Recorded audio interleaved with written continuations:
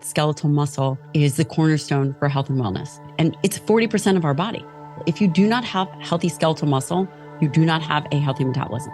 Over time, skeletal muscle that is not exercised and unhealthy becomes less efficient at utilizing energy.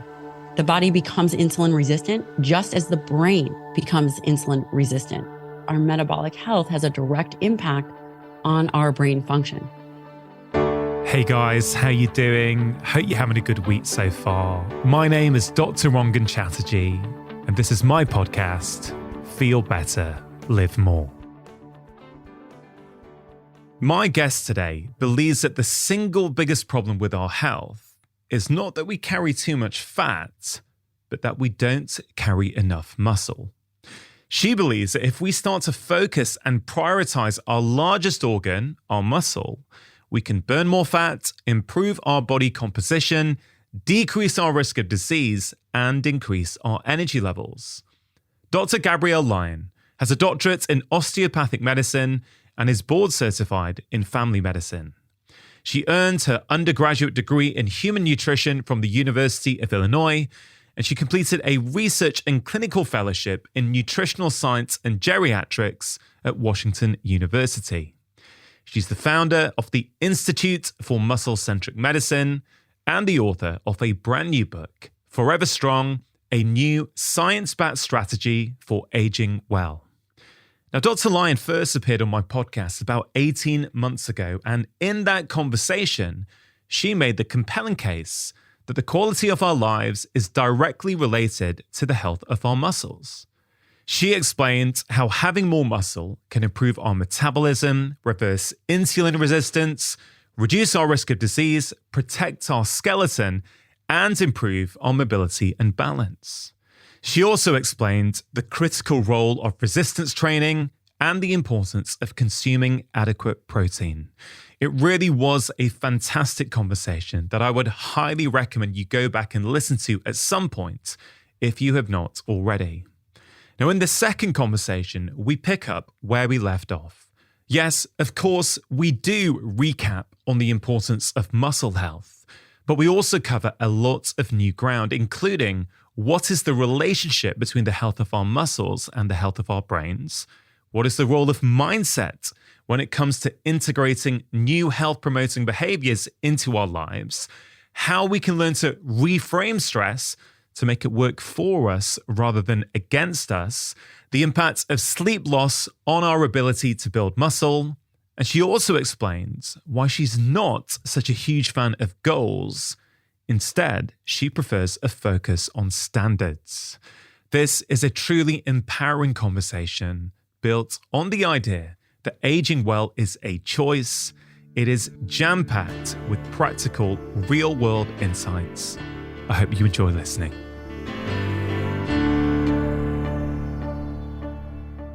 So, Dr. Lyon, you believe that all of us need to be focused on the health of our muscles, whether we want to burn fat, live longer, improve our hormonal profile, increase our energy, or reduce the risk of getting sick in the future.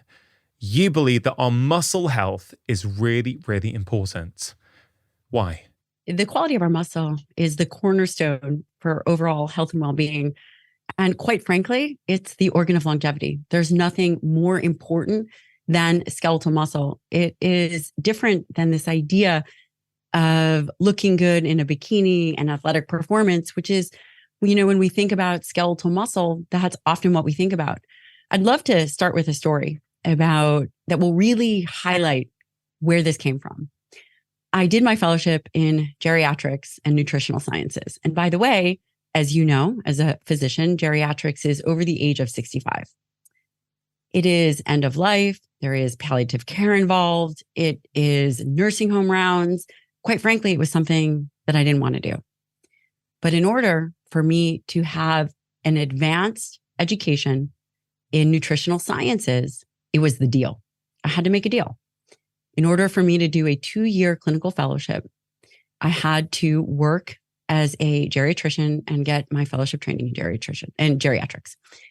And in the mornings, early morning, I did obesity medicine research. And during the day, I would see patients in the hospital, in the nursing home, in clinics, in memory and aging clinics. And then in the evening, I would go back to doing obesity medicine research. And one of the things that we were looking at was body composition and brain function. And, there's always that one patient, right? I'm sure you've had that one patient that changed everything for you. Any trainer listening will have that one client, any other physician listening, any person will have the influence of one person that really changed the trajectory of their life. And for me, it was a woman named, we'll just call her Betty. She was a mom of 3 kids in her mid-50s. She had always struggled with the same 20 pounds. We know a ton of people like that. 20 pounds over a lifetime, always put herself last, showed up for her family, showed up for her friends, and did exactly what the medical community had told her, which was eat less and exercise more. And quite frankly, I gave her the same advice. We imaged her brain, and her brain looked like the beginning of an Alzheimer's brain in her mid-50s. As you can imagine, it really struck me. It struck me because during the day, aging and Alzheimer's was very real to me. And I was seeing the implications it was having on the family and the friends and the people around individuals who have cognitive impairment. I realized that she'd done everything we had told her to. And in the process, she lost weight, just as many people lose weight, go through a process of yo-yo dieting. But she also lost skeletal muscle and destroyed her metabolism and impacted her brain. So I started thinking, okay, how is this the standard of care? So I started to really begin to put these pieces together. What was the one thing that all these patients had in common in the nursing home, in the hospital rounds, in the dementia unit? It wasn't that they were overfat. It was that they had unhealthy skeletal muscle first, and that we had been trying to fix this obesity epidemic for the last 50 years. And all of the things that ride along with obesity, Alzheimer's, cardiovascular disease, you name it, hypertension, insulin resistance, these are not diseases of obesity. In fact, these were diseases of skeletal muscle first. Insulin resistance. Insulin is a hormone released from the pancreas that moves blood sugar out of the bloodstream into the cells. And I realized, I had this aha moment that in order to get people healthy, and if we really truly cared about longevity, we had to course correct the way in which we were thinking and shift our focus from the pathology of fat to the building, the maintaining, the cultivation of the health of skeletal muscle. And that's really where this concept of muscle-centric medicine came from. And of course, I'm sure you have questions, and I am going to talk to you about exactly what skeletal muscle does, why it's an organ system. But I think it's important that everyone put themselves in the framework of understanding that we've had a narrative of constantly focusing on all these other diseases as if they're out there. But truly, these diseases begin in our 30s. It's a powerful story. And yes, we all have, I think, as physicians, as healthcare professionals, as personal trainers, we all have that one patient, that one client that started to change things in our brain, that made us question some of the things that we've been taught, or certainly question some of the ways in which we were practicing. But you mentioned there Alzheimer's in the brain. You've also mentioned the importance of skeletal muscle. Now, I think for many people, they're going to go, well, yeah, I get it. Skeletal muscle is important, but what on earth has it got to do with the health of our brain? Yeah, it's a really great question. You originally asked me, why is my working hypothesis that skeletal muscle is the cornerstone for health and wellness? Let's talk about what skeletal muscle does. Number one, it is an organ system. It is an organ system that you have voluntary control over. Quite simply, this means it's the only organ system you can directly do something about with conscious thought. You cannot exercise your liver. You cannot exercise your heart specifically to tell it to beat 135 beats a minute. Maybe if you're Wim Hof, it's possible. But for the rest of us, we're unable to tell our thyroid to produce T4. We are unable to tell other organ systems exactly what to do. Skeletal muscle as an organ system is under direct voluntary control. What does this mean? And what does it do? Skeletal muscle is your metabolic sink. This means that the food that you eat, primarily, let's say you were eating carbohydrates, 80% of carbohydrates are disposed of in skeletal muscle. You hear a lot of people talk about elevated levels of blood glucose, elevated levels of insulin. These are directly related to the health of skeletal muscle. How could a listener visualize this? Think about skeletal muscle as a suitcase. I love to pack for a trip. And let's say I am going on a trip for 4 days and I pack for 30. Think about your skeletal muscle as that suitcase. So for example, I am way overeating carbohydrates and skeletal muscle only can hold so much carbohydrates in the form of glycogen. If I am not exercising that skeletal muscle, or I don't have a lot of it, or it's unhealthy, I have nowhere to put that glucose. Eventually, that glucose stays in the bloodstream, goes to other tissues. We see an increase in fatty acid deposition all over the body, not just in skeletal muscle. Over time, skeletal muscle that is not exercised and unhealthy ends up looking like a marbled steak rather than a fillet, which is exactly what it should look like.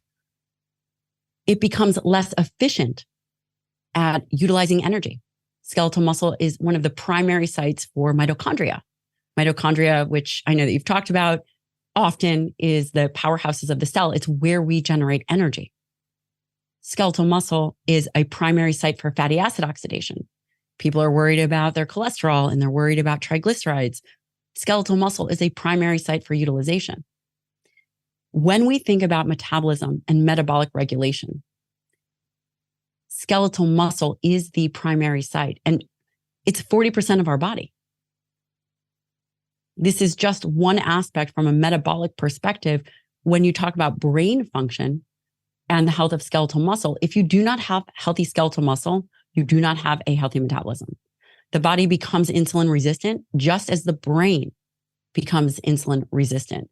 Alzheimer's is often thought of as type 3 diabetes of the brain, which means our metabolic health has a direct impact on our brain function. And we know that the lower the waistline, the smaller the waistline, the less body fat an individual has, the better over time the brain will function. It's just remarkable to think about all of the different things that skeletal muscle influences. Yeah, as we discussed the first time you came on my show about 18 months ago, many of us for years have just thought about it as a physical thing, dumb muscle. It's, a bit more if you want to look big and be a bodybuilder, but otherwise it doesn't really matter. And we very much have undervalued the importance of skeletal muscle. One of the key points we mentioned in our first conversation was that as we get older, above the age of 30, unless we're doing something about it, we are losing our skeletal muscle every year, right? We did cover that in quite a bit of detail the first time round.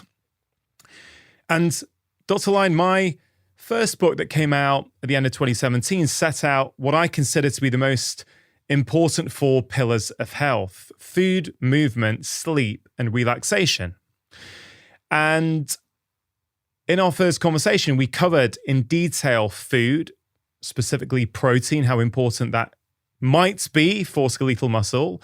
We mentioned the kinds of exercise that you recommend. You mentioned, I think, you like HIIT training once to twice a week, strength training 3 to 4 times a week, and a good cardio base, for example, walking 10,000 steps a day, something like that. I definitely want to revisit some of these things in this conversation, but 2 of those pillars, sleep and stress, we didn't really cover. So I wonder if we could start off by talking about the relationship between sleep and skeletal muscle. Most certainly. It's a very interesting tie, sleep and skeletal muscle. And I'm going to highlight some of the emerging research, which I think is quite fascinating. One thing to keep in mind is that the research surrounding skeletal muscle has largely been based on performance, which is why we've truly missed it as a medical profession, which is why the world still thinks about skeletal muscle as this performance organ. And it's so much more than that. It interfaces with, the brain, the other endocrine organs, just everything. And sleep and skeletal muscle is interesting. Here's what is commonly thought about. When you get good sleep, you will have better recovery. This is the time that growth hormone is released. It allows for optimization of hormones. We do need to get into deep rest. It also is a time where the brain cleans itself. The glial cells of the brain clean itself. We do know that sleep deprivation over time has significant effects on cognition. One night of sleep deprivation can impact muscle protein synthesis by 18%. So it can decrease your ability for your body to create this robust response. And muscle protein synthesis is a physiological process in which amino acids are incorporated into skeletal muscle.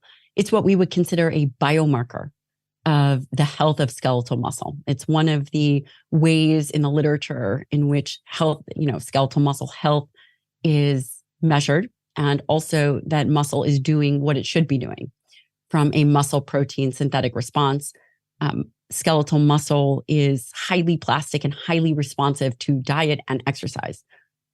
When you have suppressed muscle protein synthesis, and 18% is a pretty robust suppression with one night of sleep deprivation, and that I think that the data was 4 hours or less, impacted the ability for skeletal muscle to respond to, again, muscle protein synthesis. And this could be thought of under the influence of both amino acid influence or training influence, because those are the two ways in which we stimulate muscle.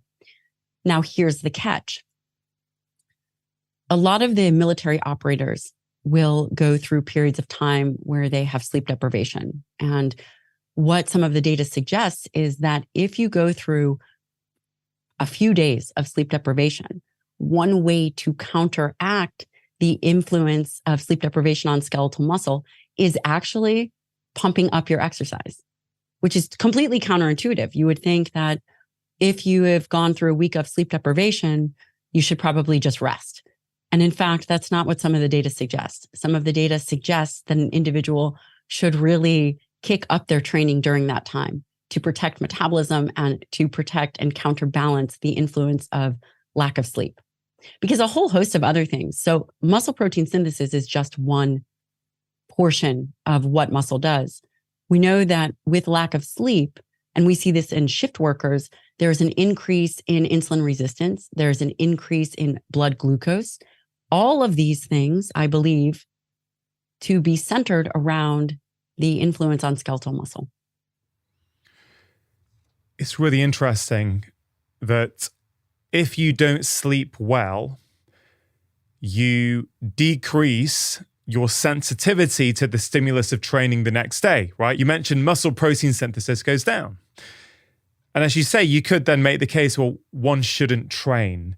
But that new bit of data there, that's fascinating, that actually you sort of insulate yourself from some of those negative effects by training.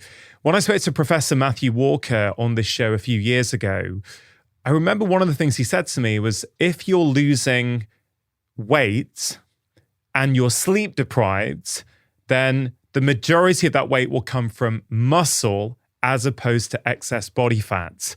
So the whole system, the whole body is connected, right? And that's why I really love these 4 pillars as a way of looking at everything, including skeletal muscle, is because each one of those 4 pillars influences the other ones. Yes, it does.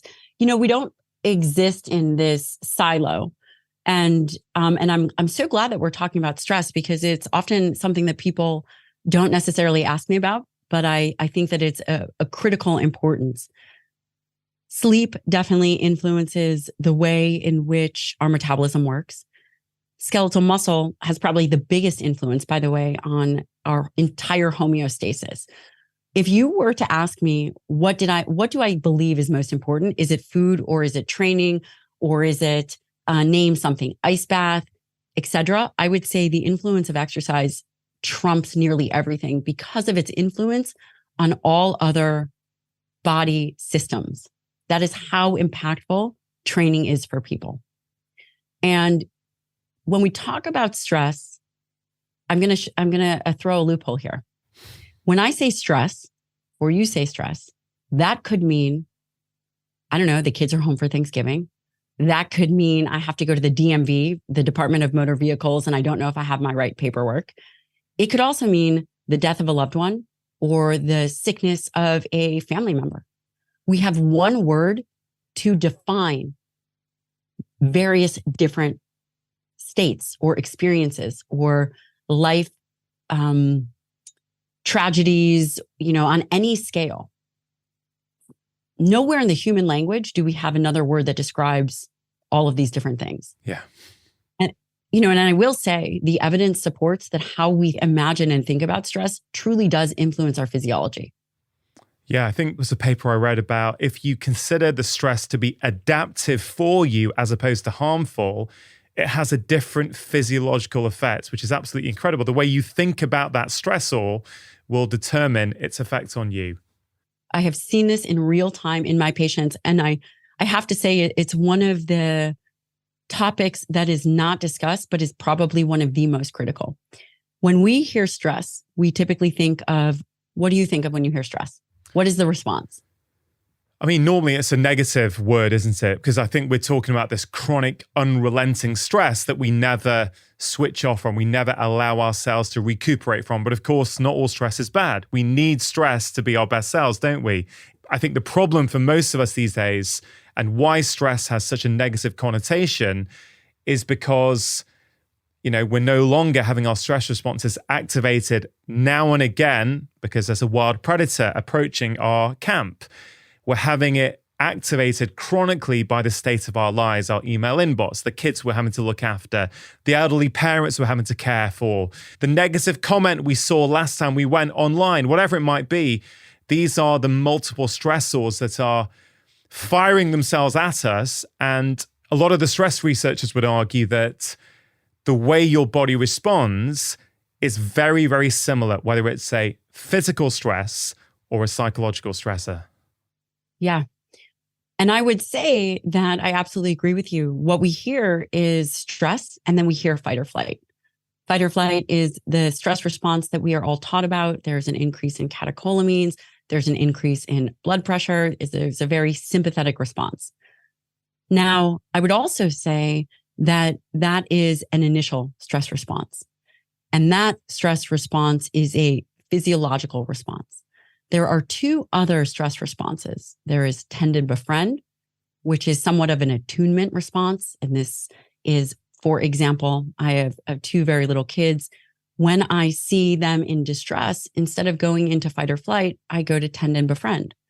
What can I do to make their life better?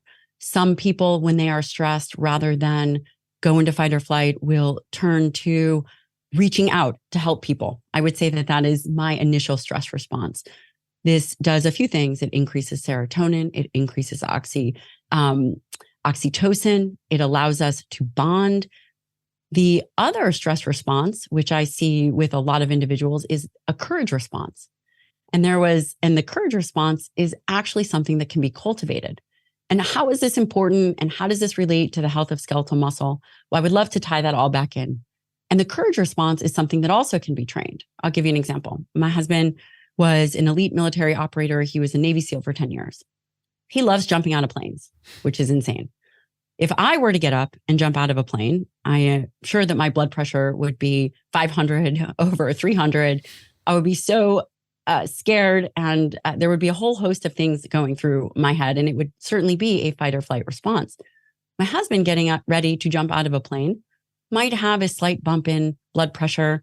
He might have a slight increase in some of these catecholamines, but his response is courageous. It is much more facilitating. It is of action. And that is another stress response that we are often not taught about. And there was a very interesting study that took individuals who were deathly afraid of snakes, put them in an MRI machine, put a very large snake on a conveyor belt that would then move towards an individual's head. I'm freaking out just hearing this. Okay. Right. I would be too. And initially, everybody had a fear response, and they were looking at fMRI images. They were also measuring, various aspects of their body chemistry. But what happened was the second time the individuals were coached up into what could be considered a courage response. And what they saw was different aspects of the brain lit up. And there was evidence that they were mounting a different stress response. And this was one of courage. So this goes back to saying that fight or flight is a response and courage is a choice. And if we can readjust our understanding of stress, humans are very interesting. And I'm going to tie this back into this obesity narrative. Once we hear something over and over and over again, humans believe it to be true. And we believe that that is the framework for understanding. Just like with an obesity epidemic that we've been trying to fix for the last 50 years, we've focused on the pathology of fat. And I would argue that if we ask the right question, then we'll get the right answer. And I think that that can be translated to stress. I think that we have been taught over and over again that we have this one stress response and we should reduce stress. And it's a fight or flight response.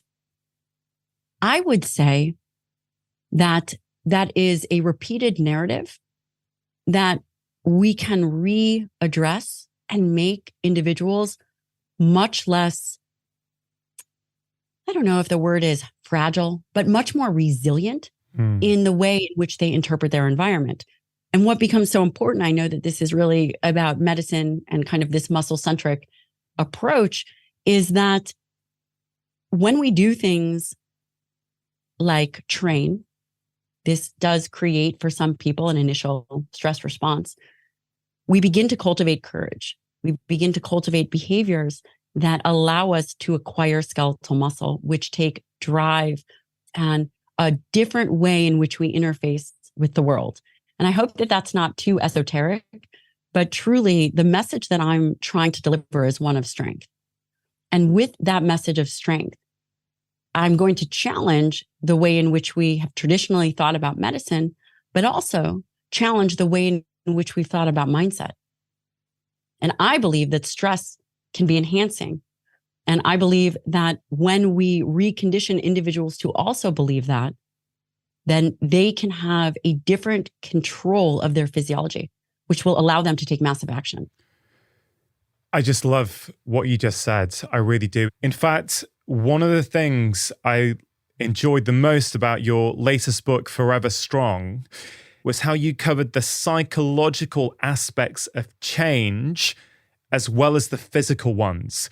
Because what I'm writing about, the things I think about more, are these mindset issues. Because actually, once you've got the foundation of mindset right, I find that those downstream behaviors of food and movement, whatever it might be, are so much easier for people to incorporate into their lives when they have these self-limiting beliefs. It doesn't matter how many podcasts they listen to, how many books they read, they don't take action. So I was going to bring those things up with you during this conversation because I think you give a masterclass in that in Forever Strong. The other thing I just wanted to comment on, you mentioned your husband who was a former Navy SEAL. I think this is a really important point. If he was jumping out of a helicopter 30 years ago, right, I imagine he may have been really, really scared. But by training it, by practicing it, by developing his confidence in it, he's now at a point where he can actually enjoy it, whereas you haven't done that. So you or me, we're going to freak out when that happens.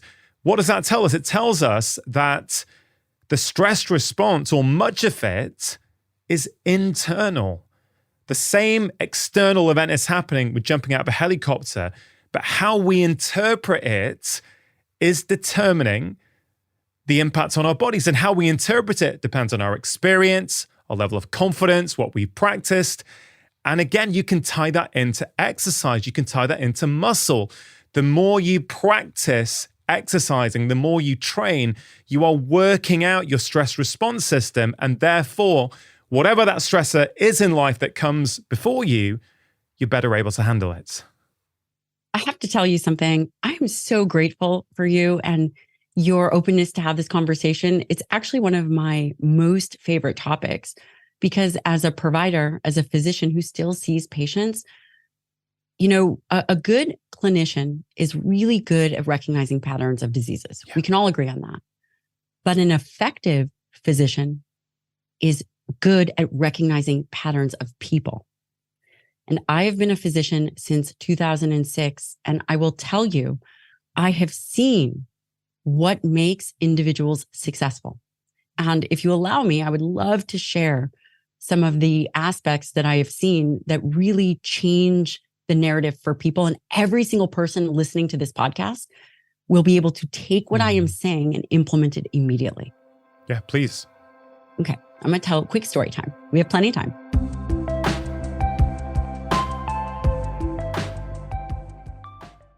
Vivo Barefoot are one of the sponsors of today's show. Now, I am a huge fan of Vivo Barefoot shoes and have been wearing them for over a decade now, well before they started supporting this podcast. I've also been recommending them to patients for years because I've seen so many benefits. I've seen improvements in back pain, hip pain, knee pain, foot pain, and even things like plantar fasciitis. And contrary to what you might initially think, most people find Vivos really, really comfortable. And I have to say, especially at this time of year, as the temperature is starting to drop, their winter boots are absolutely fantastic. And I myself am really enjoying wearing their brand new Gobi warm-lined winter boots. Now, as well as adults, I think they are a fantastic option for children. And I really hope that in the future, more and more children start wearing barefoot shoes like Vivos, as I think this can prevent many downstream problems in the body later on in life. And remember, whether for your children or yourself, if you've never tried Vivos before, it's completely risk-free to do so, as they offer a 100-day trial for new customers. So if you're not happy, you just send them back for a full refund. If you go to vivobarefoot.com/livemore, they are giving 20% off as a one-time code to all of my podcast listeners. Terms and conditions do apply. To get your 20% off code, all you have to do is go to vivobarefoot.com/livemore. The mental wellness app Calm are also sponsoring today's show. Now, do you ever feel like your brain is on overdrive and your mind is constantly racing? The plans, worries, and to-do lists can often feel never-ending. Well, Calm can help your mind take a break from the noise by softening anxiety symptoms in the moment and helping you cope with day-to-day stressors. Calm is the #1 app for sleep and meditation, giving you the power to calm your mind and change your life. Now, Calm recognizes that everyone faces unique challenges in their daily lives, that mental health needs differ from person to person, and that time for meditation may also vary. And since self-care practices are so deeply personal, Calm strives to provide content that caters to your own individual preferences and needs. Their meditations range from focusing on anxiety and stress, relaxation and focus, to building habits, improving sleep, and taking care of your physical well-being. Stress less, sleep more, and live better with Calm. If you go to calm.com/livemore, you'll get a special offer of 40% off a Calm premium subscription, and new content is added every week. For listeners of the show, Calm is offering an exclusive offer of 40% off a Calm premium subscription at calm.com/livemore. Go to calm.com calm.com/live more for 40% off unlimited access to Calm's entire library. That's calm.com/live more.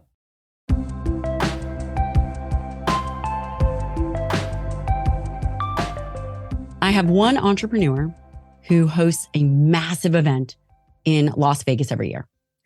Thousands of people. And every year, I wait for the call that comes after the big event. And that call is, I am depressed. I'm not motivated to train. By the way, he's super fit. I am eating junk food. And I know you want to see people. I just want to lay in bed. And every year, he's shocked by this. He is shocked by his own human nature. And you're thinking, okay, so let's break this down. Everybody is striving to do things, whether you are a mom trying to get your kids to a big event, or you are a business owner, or you are a doctor, or you are a writer. Everybody has some level of thing that they are working towards. And once you are at that pinnacle, right? So let's say when your next book comes out, you will be spending months and months and months prepping for this thing. And then you will be at the top of the world. You have this high level of dopamine drive and obviously other neurotransmitters, but we'll just relate it to dopamine. And at that peak, at the pinnacle of success, is where people are most vulnerable. And right after they reach their most successful moment is their second point of vulnerability. I am going to circle back how this all relates to mindset and what these individuals listening, guys and girls out there listening, what you can do. As high as an individual is going to go is as low as they are going to go. It is predictable and it is human nature.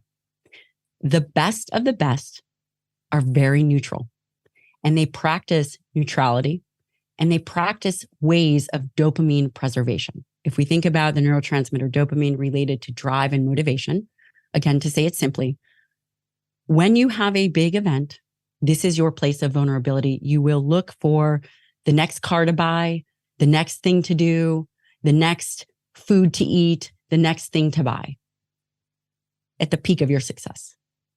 There is nothing that will take you off track faster than not understanding this. As high as an individual is going to go is equally as low as they were going to go. I did this massive push here for the book Forever Strong. How pumped up do you think I allowed myself to get the day before the book release? I would imagine extremely pumped up. Extremely neutral. Here's why. Because I knew that as high as I was going to get with this book release would be as low as I would go. You hear people that go off and do some kind of physical event, following that physical event, whether it's running a marathon or taking a test or doing the thing that they had trained to do, become extremely depressed afterwards. Have you heard that? I have heard it. I've experienced it myself, and I'm delighted to hear that you have presumably gone through a process to get to this point where you're able to maintain neutrality even the day before your very first book launch, which for many people is a hugely exciting moment. But I totally agree with you. I've had it before when I wasn't emotionally neutral and I'd have the highs and lows. And for the last few years, I say the last 2 or 3 years, I feel generally pretty neutral a lot of the time. It doesn't mean I don't enjoy life. I enjoy life more now than I ever have. Right. Because of that neutrality. People will often say, yeah, but I want the highs. I don't mind the lows, but without the lows, I don't get the highs. You can have it, just not with that same amplitude. And it's much more sustainable. For me, Dr. Lyon, a lot of that is coming from, I guess, the sort of things we were talking about related to your husband jumping out of a helicopter. It's come from the fact that I understand deeply that a huge part of my response is down to me. And I've worked very hard and cultivated this skill. I don't think it's something you're necessarily born with. I think it's something you can get better at. One of the ways I've done it is by looking at every day as a school day. So every time for the last years when I would get emotionally triggered by the thoughts or the words or actions of somebody else, instead of thinking they were the problem, I would reflect it back onto me and go, why is this bothering you, Rangan? Do you expect to walk around the world and expect everyone to say the things that you want to hear? No, that's completely unrealistic. So therefore, I can't control other people's words and behavior and actions, but I can control my response. And so by doing this as a diligent daily practice, I've now got to the point where a lot of that is default, and bringing it back to health for people tuning in who want to have more vitality, they want to live longer, they want more energy, they want to lose weight, whatever it might be. I, like you, Dr. Lyon, believe that this is one of the most important skills, because if you can maintain that neutrality, it's easy not to go to the alcohol. It's easy to not comfort eat the sugar or the ice cream, because those things are, in my experience anyway, they are usually downstream consequences of these kind of upstream patterns. It's so brilliantly stated. And I will say congratulations, because the best of the best have that level of neutrality. Again, I take care of patients that are the best in the world at what they do. They do exhibit that neutrality, and it is something that they have learned over time. And by doing that, they don't have the highs and lows. And it's exactly what you're saying. It's not that you are not excited about something, but it is a moderated excitement. And I can give individuals very practical tools, which we're going to talk about right now, what they can do to begin to build that neutrality muscle over time. Exactly what you said. So you are able to think of every day as a school day, which is genius, and begin to think about what are some of the things that may be a negative experience. For example, for you, maybe it's comments. You're very much in the public eye. That does take time to kind of build up that neutrality. Here's a couple very simple things that people could do for dopamine preservation. We'll identify it as dopamine preservation. Go through your week and don't celebrate every win. I am not talking about not being kind to yourself. I'm not talking about belittling yourself. I am just saying that don't celebrate every win. Intermittently celebrate a win of doing something great. Flip a coin. You flip a coin, heads you celebrate, tails you don't. If you are an individual who loves loud music and some kind of stimulant before you go to work out, whether it's caffeine, etc., flip a coin. One day have it, the other day don't, and you don't know which day that's going to be. You begin to build up these muscles of dopamine preservation. Let's say you want to go shopping and you can afford to buy something, you flip the coin, whether you get it or you don't. And over time, you begin to then translate that to these big events and things that people are doing. Again, little things will then translate to big things, because it is about the long term, the way in which we want to show up for our family, for our work. It is a long-term game. And the highs and lows make people very vulnerable to human nature in a way where the habits that they create, the habits that you create in your 30s, 40s, and 50s become much more difficult to break each defining decade. So if someone is listening, really begin to initiate some of these practices, and you can begin to change your habits very, very quickly. And it won't be a habit that you have to deal with emotional eating in your 50s. And that's just one aspect that I think is extremely beneficial.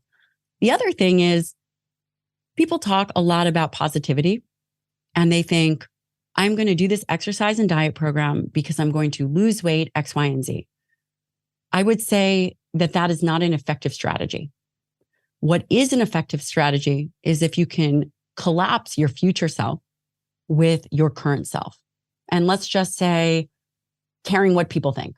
If you care what people think and that consumes your mind, imagine the cost of that behavior and that thought process if you do it for a year.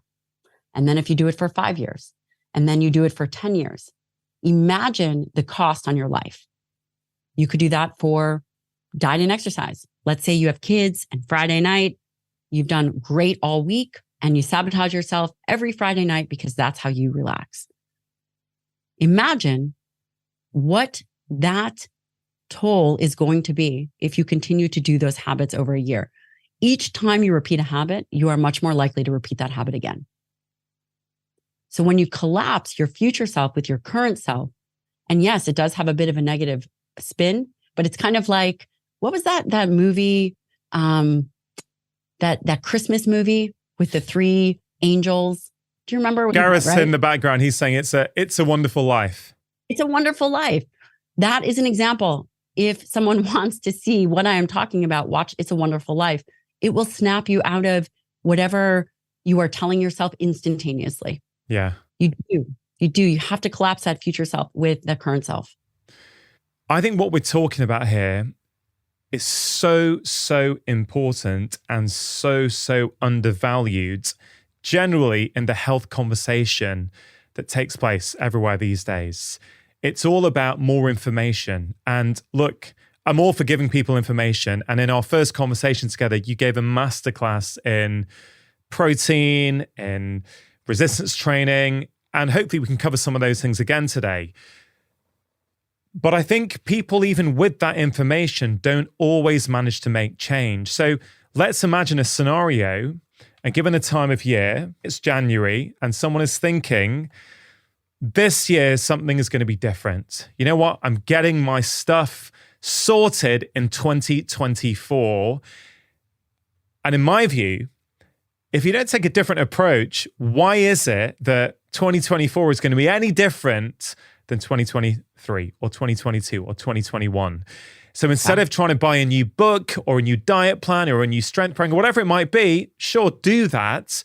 But you need to go a little bit further upstream as well. So can you relate what we're talking about now to people wanting to create healthy behaviors? I have a great solution for this. Are you ready? The solution is we set standards. We don't set goals. Standards for how we show up, standards for how we execute. You no longer need to set goals. If you have a weight loss goal, this sets you up for failure. The first thing that people should do is set a standard for how they want to show up. For me, I show up, I train. It is a standard that I have set for myself. I eat a certain kind of way, a certain amount of protein, certain kind of carbohydrate. It's a standard. It is not a goal. And when we shift away from goals, because goals are variable and you have an opportunity to meet that goal, or you have an opportunity to fail at that goal. But when you set a standard for the way in which you function in your everyday life, and I encourage people to write it down. Yeah. What is the standard that you are going to set for yourself? And then execute on that standard. An individual will find that everything else falls into place. It's really interesting because you're saying set a standard, right? Say what you're going to do and do it. You know, be accountable. In fact, there's a section in your book, I think, called Erecting Guardrails for Accountability, which I really enjoyed. And something you said in that section was, you need to know what integrity is and what your responsibilities are to yourself. That was really, really powerful for me. What do you mean, integrity and your responsibilities to yourself? Nothing will undermine how you feel about yourself if you have standards that you set and that you don't keep. And for me, you know, there was a period of time where I was all over the place. I was training a lot, many hours of the day, and it was taking away from the things that I needed to do. And, you know, that might be the opposite problem some people have, but it wasn't being truthful to the integrity that I had set for myself. For me, training an hour a day is plenty. Anything above that is me running from whatever it is that I'm supposed to be doing because I'm, quote, training and I'm doing something healthy. When you set a promise to yourself, whether it is you're going to eat a certain nutrition plan, and I don't care actually, quite frankly, what plan that is, you can define it, which you should, exactly what you are going to do. If you are comfortable having a drink on the weekends, that gets written out. You define what it is that you are going to be doing. That is your plan. You make a promise to yourself that you're going to keep that plan. And every single time that you don't, you come out of alignment. And what is the best effective way to put something back into alignment? I mean, from my experience, it's a consequence. You have to have a consequence for your action. If a consequence is big enough, it makes you reevaluate what it is that you're doing. If a consequence is big enough and it allows you, it's like with a little kid, if you change their focus, they'll forget why they're angry. And it's not that the thing that they were angry about was was an important thing. Maybe I didn't scramble the eggs in an appropriate way. Right? You're laughing because you have kids, and maybe the eggs got thrown in my face, and then I show them some new handwriting book that I got them, and all of a sudden this is the thing. So it's very rarely that it's a thing. And what I appreciate so much, and I'm so thrilled that you're a physician talking to me about this, is that I could give someone the perfect program. I could say, we must exercise our skeletal muscle. 50% of people don't exercise. Maybe 24% of people are even meeting that daily recommendation. By telling people to do the thing or increase dietary protein, none of that matters. It's not going to happen. If the brain chemistry and the initial framework for understanding is not addressed, then an individual will never see success. I completely agree. Gabrielle, when you were mentioning your commitment to yourself, I think you mentioned it was 1 hour of training per day. Mm-hmm. And you said, I believe, anything more than that is too much and is you trying to, in some ways, run away from the more important things in your life. Now, I think that is such a key point. Many people will do this. Many people will not have the awareness that they're doing this. And I want to tie this into this broader concept, which is I think people take on too much, particularly at times like January, where they think, right, I'm going to overhaul everything. I'm going to eat fantastically well. I'm going to do Dr. Lyon's plan. I'm going to strength train 4 times a week. I'm doing 10,000 steps a day. I'm doing HIIT training twice a week. And they do it for 2 or 3 weeks when the motivation's high. And then real life gets in the way and they fall off. So when I hear you saying that your commitment to yourself is 1 hour of training per day, no more than that, I think it's really, really powerful. You seem to have found what works for you. It doesn't mean that's going to work for someone else. That's what works for you in the context of your life. And there was a section in your book when you're talking about mindset and overcoming resistance, where you admitted to previous thought loops that you had. And you said this, my thought loops told me I would never be fit enough, which drove me to train for hours per day whilst neglecting the other aspects of my life. Can you speak to that a little bit, please? I think it's really important that we understand. I will say this first, that motivation comes and goes, and you have to plan for that. You cannot be shocked by the fact that you will not be motivated. I was able to address all of that stuff many years ago. There are many times now I do not feel like training. I have 2 very little children. My husband is a first-year surgical resident, which means he works 100 hours a week. Here's what I do. I am not surprised by the fact that I am not motivated to train. What I do is I have it all set up. For example, I have training partners that I know are going to be meeting me at the gym. I am not going to let them down. I would never not say I'm going to show up for something and then not show up for it.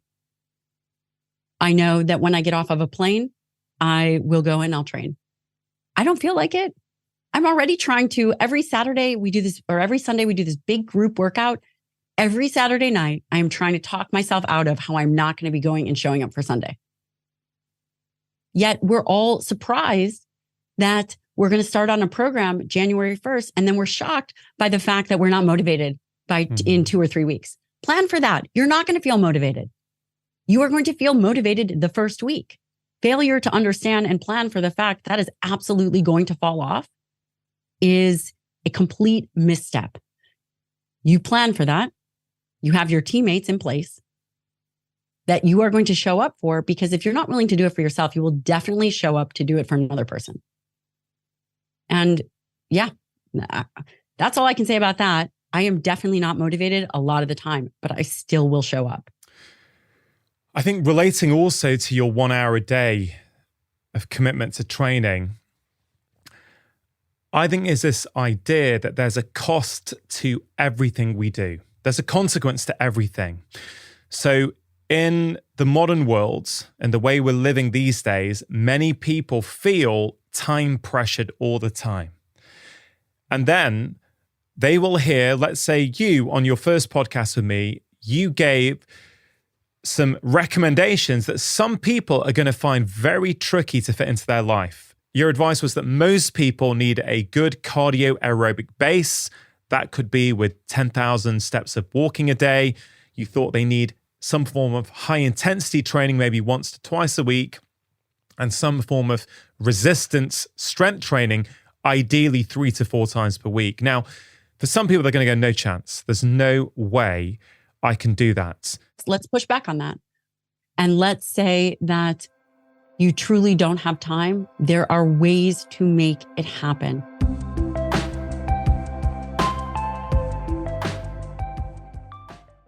Ever have one of those days when everything seems to go wrong, and before you know it, you've slipped back into those habits you're trying so hard to avoid, like sugar, doom scrolling, and wine? When it comes to making changes in our lives that actually last, most people think the solution is to try harder, but this is simply not the case. In my new book, Make Change That Lasts, I reveal how exactly you can break free from the habits that hold you back. What many of us don't realize is that our behaviors follow our beliefs. So when you change your beliefs, and my book will show you how to do that, you'll spend less time having to think about your habits because they'll happen automatically. Make Change That Lasts, the #1 Sunday Times bestseller, is available to buy now all over the world as a paperback, ebook, and as an audiobook, which I am narrating. And if you've not got your copy yet, what are you waiting for? Just taking a quick break to give a shout out to AG1, one of the sponsors of today's show. Now, AG1 has been in my own life for over 5 years now. It is a science-driven daily health drink with over 70 essential nutrients to support your overall health. It contains vitamin C and zinc, which helps support a healthy immune system, something that is really important, especially at this time of year. It also contains prebiotics and digestive enzymes that help support your gut health. And all this goodness comes in one convenient daily serving that makes it really easy to fit into your life. No matter how busy you feel, it's also really tasty as well. Now, the scientific team behind AG1 includes experts from a broad range of fields, including longevity, preventive medicine, genetics, and biochemistry. And I talk to them regularly, and I'm really impressed with their commitment to making a top quality product. For listeners of my podcast, AG1 are giving a special exclusive offer. You can get a free 1-year supply of vitamin D and K2 and 5 free travel packs with your first order. These packs are perfect for keeping in your backpack, office, or car. If you want to give them a try, just go to drinkag1.com/live more.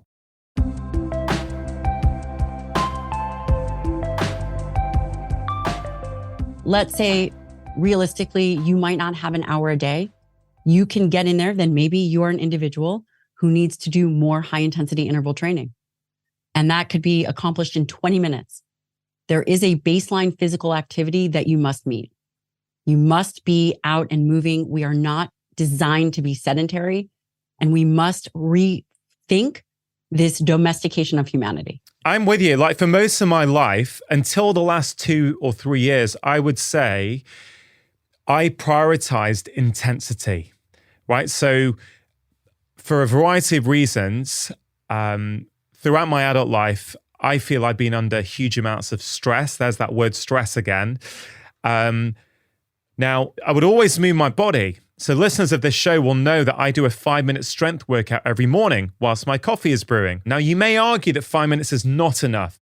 I'll take it. But I would say I keep in pretty good shape from doing that now. Over the last 2 years, things have changed. As I have got older, and I look in detail at the research on movement and exercise, I'm like, hey, Rongan, listen, if you want to be a capable, strong, resilient human being, you got to move your body. So I am now committing to 1 hour's movement a day, right? And I love these daily things because if it's daily, it's a habit. Now, it doesn't mean I'm going to run every day, right? Some days it will be a 1 hour fast walk. Other times it will be a run or whatever it might be. But by making it a rule, by making it a standard, then I'm accountable to myself. And I want to tie that in to this time of year, right? Even if people just commit to one thing and they do it, I think that is the best thing you can do. You give yourself evidence that you do what you say you're going to do. You are onto something, my friend. And what you're also onto is shifting a narrative and a way of thinking of how we have to age. Does this take time commitment? Does it take physical effort?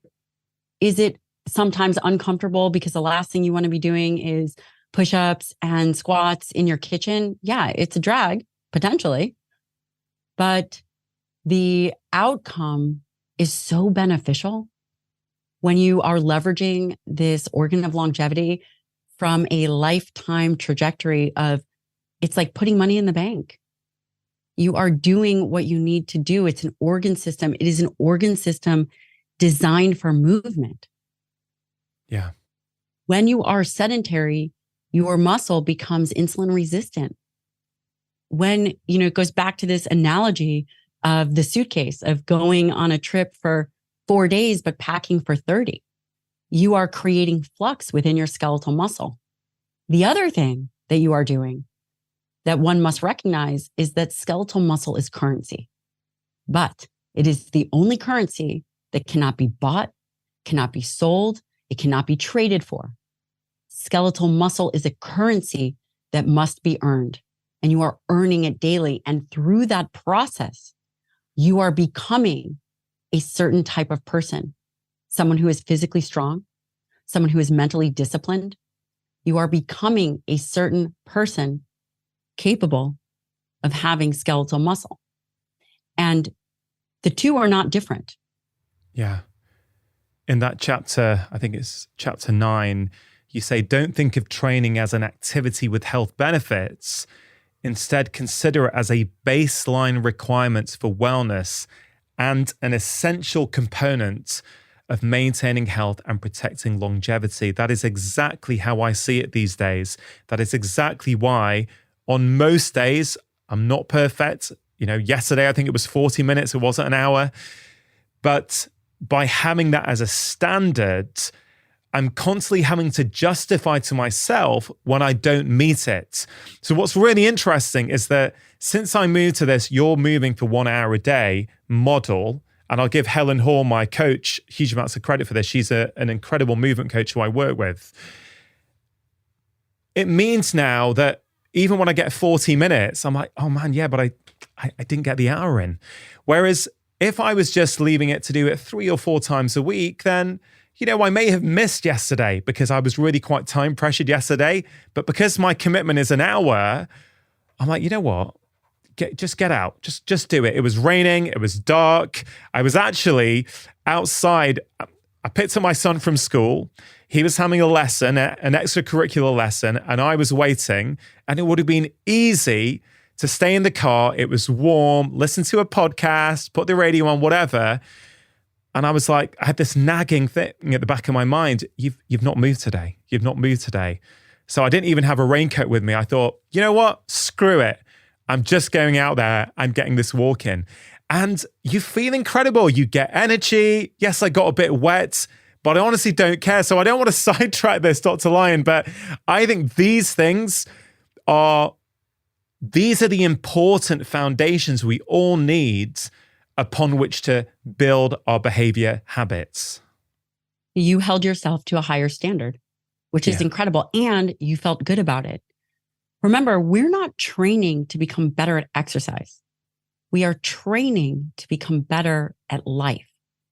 and you are doing actions that allow you to become better at life. And if people understand as they are going into the new year, let's say you don't like exercise, fine. Think about how you are going to cultivate yourself to become better at life. You just talked about how going out in the rain, it's dark and cold, and you got your physical activity. You also kept a commitment to yourself. You also put a notch in the fact that you are much more likely to go ahead and take that action in the future. It didn't matter that it was raining. It didn't matter that it was cold. You're actually, you're cultivating your muscle, but you're also cultivating your resiliency. Yeah. It makes you an individual who's not willing to negotiate, and you're not negotiating with yourself. The brain does a lot of things. The brain likes comfort. The brain tells us not to do all these things, but the brain is just an organ that pumps out thoughts. That's just what the brain does. It doesn't mean that they're relevant. It means that one can be discerning. You can have all the thoughts that you want, but when you commit to an action, you don't wait on motivation. You don't have to force yourself into doing anything. You might have a moment of negotiation, which is exactly what you did, but you took action. You're much more likely to take action in the future, and you build upon that, which is exactly the goal for society. How do we become stronger and more resilient as a society mentally, which then begets physical resilience? For that person who wants to get into strength training, let's say they heard our first conversation together and were inspired, but life got in the way. They haven't quite got around yet to bringing resistance training into their lives. Or perhaps someone's coming across you, Gabrielle, for the very first time and is going, wow, I didn't know skeletal muscle was that important. Let's maybe go through a couple of scenarios here. For someone who's never done anything, and let's say they're in their 40s, how would you advise that they start getting into resistance training? Well, you had mentioned that you have a great coach. And I think now that we have access to online coaches and there's just a whole host of information, find a modality that works and be under the guidance of someone, or at least curate information. There's tons out there.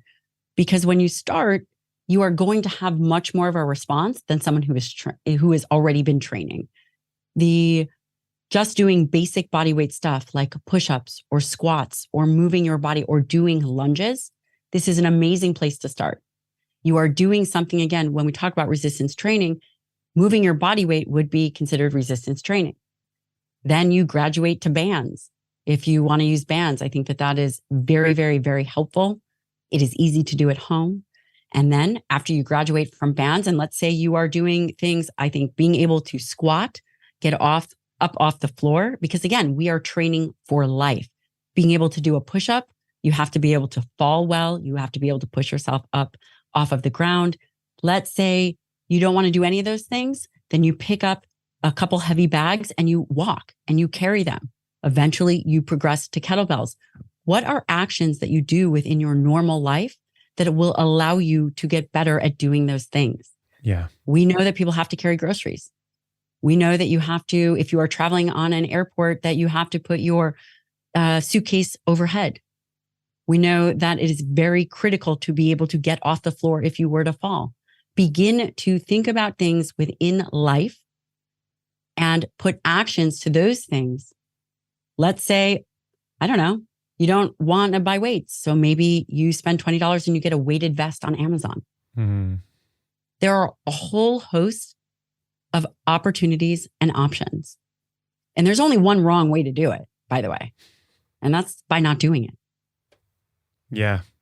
I circle that quote in your book. There is one slam dunk way to exercise wrong. Don't do it at all. So I think that's empowering.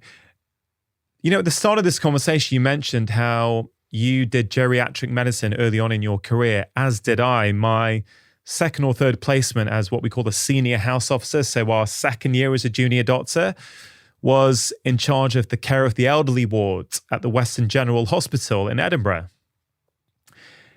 And when we think about these functional movements, and it's hard, right? I get it. In my 20s, I wasn't thinking about what do I need for when I'm 70 or 80, right? But something so practical that people probably don't think about unless they've seen it with, like we have in our patients. To go to the toilet, you need to be able to squat, right? And it is something that people take for granted until they can't do it. Again, I know that may not land for someone in their 20s or 30s who's listening, but I hope it does, because nobody wants to be that person when they're older. I don't think anyone would choose to say, when I'm older, I hope that I can't get up and down off my own toilet.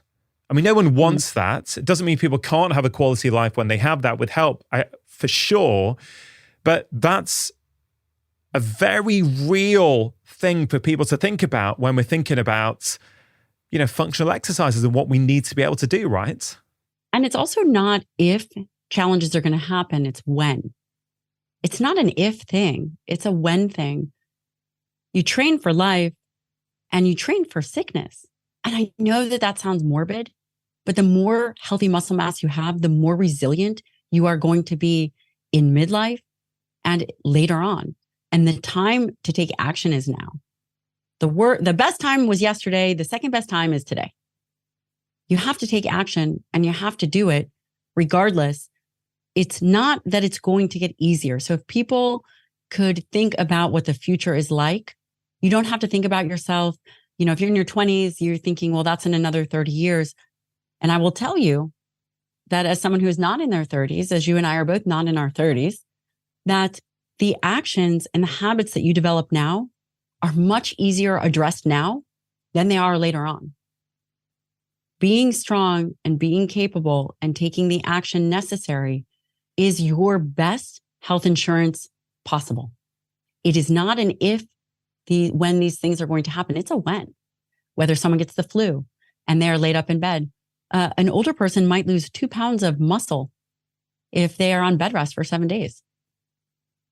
Yeah. The more healthy muscle mass you have going into any kind of disease or illness, the more capable you will be to fight it off. Also, I have never heard a patient say to me, I regret being strong and capable. I regret that. Never in the history of ever. There's something also about strength training or exercise or training full stop that I don't think people talk about enough, how it makes you feel, right? When you can lift something heavy, when you're able to go on a 1-hour hike in the hills and you're able to do that, you come back and you've given yourself a shot of resilience. You feel like a capable, strong human being. We can talk about what having muscle mass does to lower inflammation, improve the health of your immune system, lower your risk of cancer, all those kind of things. Great. But it also does something arguably more important than any of those things. It gives you confidence in yourself. I know. Isn't it amazing? Muscle is the cornerstone to longevity. And what is longevity? It's not just living longer. It's living happier. It's living more capable. It's being able to fulfill what you intended to fulfill. You're absolutely right. It makes you more confident in the way in which you show up in the world. It makes you more physically capable. It's incredible. It also makes you more independent. Yeah. You said start wherever you're at. There's plenty of online resources now. You said if you can get a trainer, get one. Let's just think of 2 more scenarios, okay? One scenario is that person who thinks, trainer, you've got to be kidding me. I've barely got enough money to pay the bills, put the heating on and feed my kids. So to them, they may be thinking, no chance can I afford a trainer. I may not even be able to afford a gym membership. So I want your take on what that person can do. And then I want you to move on, if you don't mind, Gabrielle, is to another person who thinks, you know what, I'm pretty good. I've been listening to Ronga's podcast for a few years. I've been implementing some of the advice. I've got energy. I've lost a bit of weight. My mental well-being's better. I'm now prioritizing health in a way that I never was. What is optimum? What would you ideally have me do? And let's say this person is in their 40s or their 50s. I wonder if you can give them your top prescription based on what I've just told you. Those are two great questions. We'll start with a person who is really struggling financially. YouTube is free.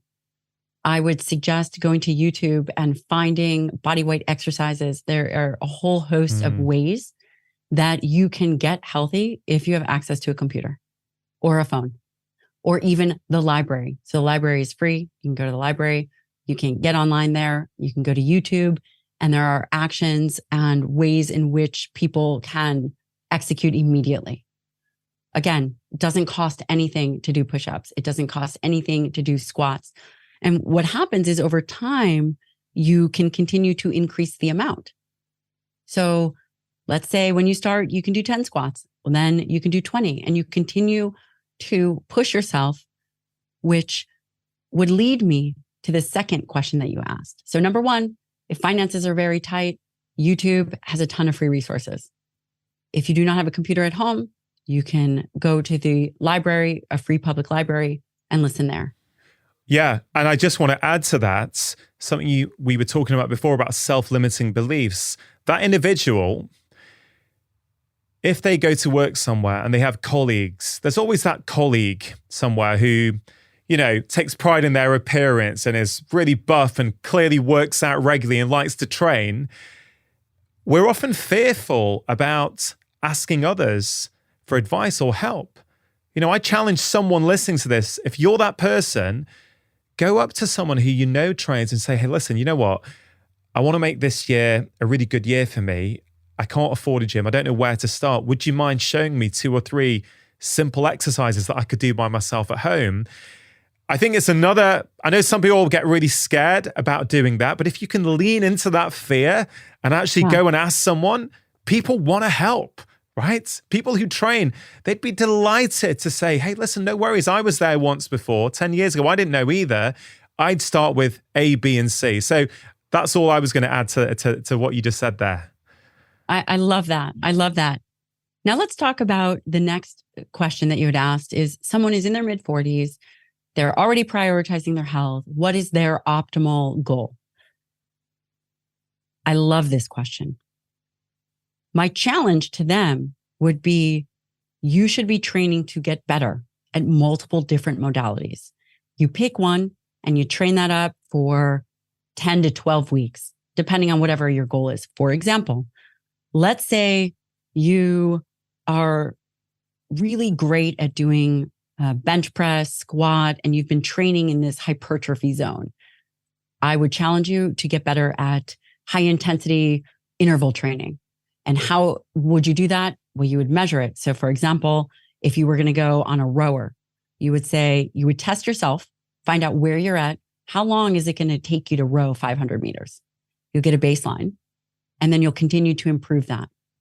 Or you can do a ski erg or a airdyne bike, but really understanding that the key with training, just like the key with life, in my opinion, is that you strive to become better at the thing. If weightlifting is easy for you, continue to do that. Now pick something else. Maybe you're not good at yoga. Maybe you're not very flexible. Lean into that. There are so many fun ways to train. Let's say I don't have time to go to the gym. I will find a creative way to train that potentially I'm not good at. I'll throw a Bulgarian bag, which is a kind of off-centered bag. I'll throw it over my shoulder.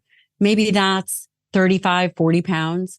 And then I'll pick up a kettlebell and I'll be walking in my neighborhood. So I'll have a Bulgarian bag and a kettlebell in one hand. I'll walk up and down. Maybe I'll lunge. I'll turn around. I'll do it again. Might be something that I'm not good at, but I'm always trying to leverage the movements that potentially I'm not good at. Yeah. Because that's what life's about. You don't just continue to do the thing that you are good at. You do that and then you add to it and you get creative and you figure out your weaknesses and you leverage your weaknesses, because fitness is multidimensional.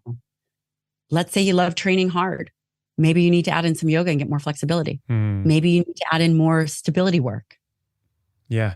I love that. You're clearly off the maybe a similar mindset to me, where you have no problem going out into your neighborhoods, wearing crazy stuff or putting, weights on your back and going rounds. Okay. I think that would be me. Whereas I think Many of my patients, a lot of my family, a lot of my friends would go, no way. But that could be applied in your house, right? Let's say you've got stairs. Well, you could pick something up and go up and down your stairs, couldn't you, right? You don't have to do it in public if you don't have that kind of, I don't know, self-confidence, whatever you might want to call it. Or maybe you should. Maybe you should cultivate it. And the first 3 people that look at you weird, good. Keep going. Because then the next time you do it, you're not going to feel uncomfortable. Yeah. Or maybe, you can keep testing yourself. Wear, I don't know, your kid's headband. Be crazy. But it's just that initial restraint that we put on ourselves. Yeah. You can do it. We're touching on something which I think you covered towards the end of your book in the section about environment design. And you talk about these 4, I guess, avatars: the performer, the silhouette, the chameleon, and the reluctant. Can you explain how you came up with those 4 and just walk us through each of them? Because I think all of us will go, yeah, that's probably me. Oh, that's probably me. That's my partner. That's my brother, or whatever it might be. I really loved it. Yeah. Well, really, these came from, and by the way, there's probably more, but this came from just seeing patterns of people. And once you figure out what kind of person you are, you know how to get the best of yourself. So a soloist is a person who they don't care about external stimuli. They prefer to train alone. They will either turn music on or not. It doesn't matter. These are highly, highly driven individuals that are working out their own stuff. Doesn't matter where you put them. Doesn't matter who is there. Doesn't matter. These are the people that will train, like David Goggins. David Goggins isn't going to care who's around, right? He doesn't matter. Whether there's a camera there or whether there's not, that guy's getting it done. A chameleon type of patient you can really put them in anywhere and they'll make it happen. One of my best friends, Don Saladino, who, if you guys are looking for training, online training, he has many, many programs. This guy is such an athlete. It doesn't matter. He can train alone. He can train in a group. You drop him in anywhere and he's dominating. He just loves training. The reluctant is a few things. A reluctant patient is they actually do want to get better, but they'll tell themselves that there's no point and they've tried everything. So what's the point? I'm just going to stay at home and eat whatever I want. And, what's the point of me, training because my body composition is not going to change. It's not really going to matter. And those are the people that there's typically a lot of pain involved, right? That they're just not, they haven't really identified that there's a risk that they might not achieve the thing that they're looking to achieve, which, by the way, just taking action allows you to get better either way. And I think that that's really important. And what was the last one? There's one more. The performer. Oh, the performers are the best. Now, these are a lot of the people that you will see on stage that are very much out in public, that do better being witnessed. Meaning they can go to a gym. They might not want to train with anybody or want you talking to them, but they need to be in an environment where people are witnessing them. And it's not this because they will push themselves knowing that they are being witnessed.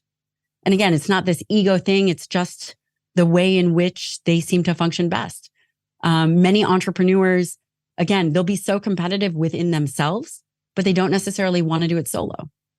Yeah. And they don't necessarily need a training partner, but they will have to go to a gym to, quote, get the environment right. Yeah. So I'll give you an example. I take care of a very well-known entrepreneur, and he was training as a soloist. How good do you think his workouts were? Terrible. Terrible. Because he didn't want to go to the gym. He didn't want people to recognize him. But for a performer to be training solo, it's like the kiss of death. So he'd go to his home gym, do a couple reps, be on his phone. This is boring. We put him into the gym. Even if we'd find out when the gym wasn't busy, go to the gym, would go there with a trainer, kind of keep people at bay, completely crush his workout. So knowing how you navigate your environment is crucial because you leverage your environment for success. Yeah. A huge part of this conversation has been about getting to know yourself better, understanding yourself, knowing your limitations, knowing your patterns, knowing when you go off track, right? I had planned to do a masterclass on muscles today with you, and we've probably done a fraction of that. But nonetheless, I think this is so valuable for people, because this is really where it's at if you want to make changes. So in the remaining time then, I wonder if we could go through a few sort of almost like a quick fire run through different topics that maybe of use to people. So Sure. you've been practicing medicine for years now. Yes. Yeah. What are the top 5 blood tests that you would recommend people do on themselves to get a snapshot of their short-term and their long-term health? Now, in no particular order, understanding your fasting glucose levels, understanding your fasting insulin levels, understanding your triglycerides. So that's 3.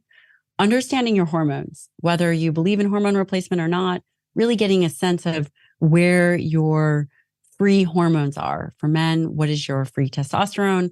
For women, what is your estradiol? Depending on, where you are, your progesterone also is helpful. Looking at ApoB, which is a very important marker for cardiovascular health. Also knowing your Lp(a). This is a genetic marker, and this also helps you understand your risk for cardiovascular disease.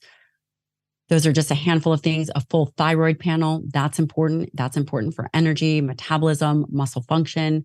Most people don't correlate thyroid with muscle health, but I will tell you, early on in my career, I had a lot of Hashimoto's and hypothyroid patients. And one of the things I started seeing with the volume of patients that I was seeing is they would constantly be getting tendinitis. They would be getting issues with tendons. And one of the things that can impact tissue turnover at tendons is thyroid hormone. So looking at what your thyroid hormone is. I think that there's some argument to be said for an omega-3 index. I typically like to see my patients around 10. Another vitamin D number would be great. There's a whole host, but the top numbers, I would say, if you just wanted to do a few, would really be the ones related to metabolic health. Insulin, fasting glucose, triglyceride levels. Those would be really the top 3 if I had to pick. Yeah, mine are pretty similar as well. And of course, depending on where you live, depending on which country it is, depending on where you are in the world, you will have different levels of access to some of these tests, like an omega-3 index, Lp(a), ApoB. These are not available everywhere. Certainly, they're not available currently in the National Health Service in the UK. You have to pay privately to get those tests, and many people would argue that they are well worth paying for if you have the resources to do that. But I completely agree. There is so much that we can learn just from a fasting glucose, maybe a HbA1c, your average blood sugar. I totally forgot about that. There you go. Yeah, HbA1c, triglycerides. Even those 3, you get a lot of information from. Again, insulin, fasting insulin is not that commonly available here in the UK. I hope that changes given how prevalent metabolic health is. Okay, so there are some blood tests that people can think about doing. What are some of your favorite strength exercises, Dr. Lyon? Definitely squats are important. And it could be a regular squat. It could be a sumo squat. Again, just depends on the positioning of your feet. I also think some kind of kettlebell activity is important. And that could be a Turkish get up, which is a little bit of a complex movement. But you could start with a kettlebell swing or kettlebell carry. I like it because the kettlebells, make me think of ways in which we move that are not as easy as, say, like a dumbbell. I do think a deadlift is really important because that's a full body exercise, and that can be done with a sumo deadlift or a regular deadlift. And then I think adding in some unilateral activity, which could be a walking lunge, moving things into motion. And, I've thought a lot about what exercises are best. And I don't know if I have an answer, because it really depends on how the person has been moving for their life. Many people are very sedentary. We don't have strong glutes. So really working on your glutes and posterior chain are important. I do think upper body strength is extremely important for both men and women. And that could easily be a plank or a push-up. Yeah. And I could go on and on, but to just bring it back home, definitely be able to do some kind of squat, Yeah. definitely be able to do some kind of deadlift, and definitely be able to do a kettlebell carry or a swing. Yeah. Thank you. Dr. Line, just to finish off this conversation, there is so much you have shared in the first conversation with me on my podcast, in this conversation, and of course in your brand new book, Forever Strong, which is just a phenomenal resource for people who are wanting to improve the quality of their lives. Right at the end of this conversation, for someone who has decided, yeah, that's it now.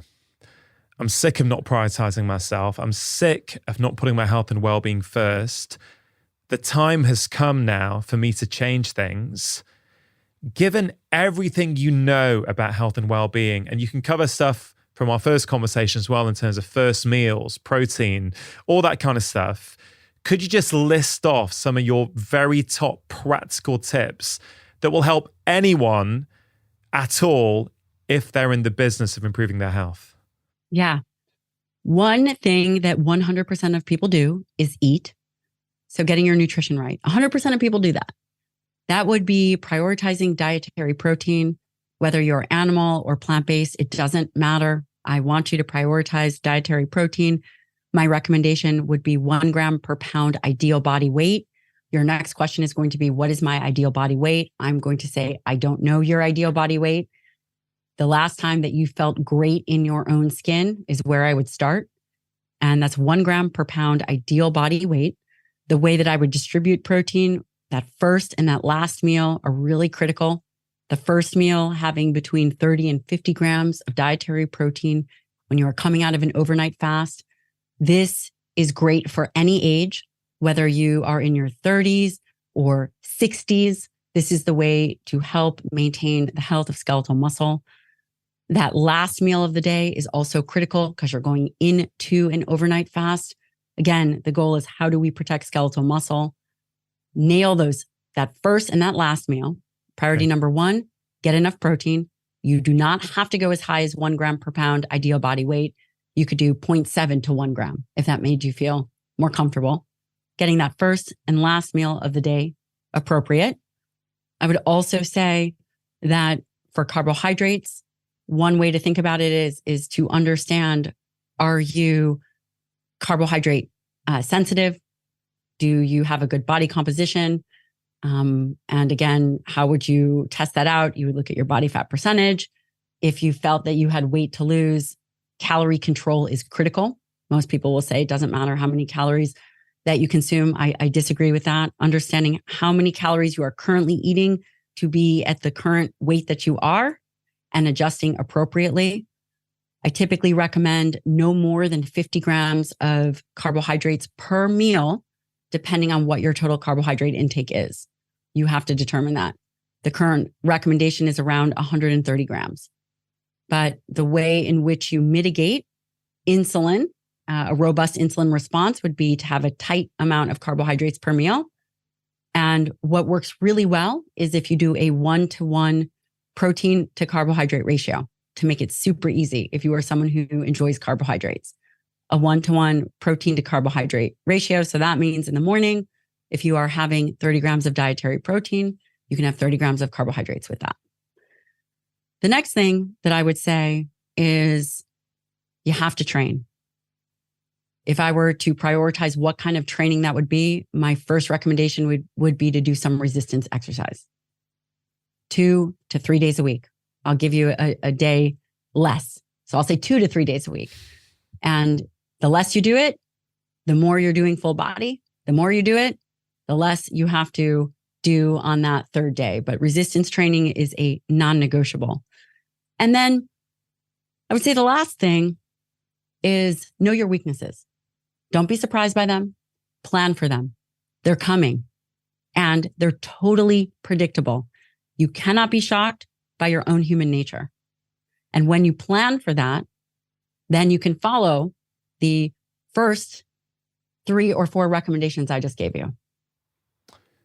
Gabrielle, fantastic advice. I really appreciate what you are doing. You're spreading the message of health and well-being. You're spreading the message that skeletal muscle is really, really important. The new book, Forever Strong, a new science-based strategy for aging well, is fantastic.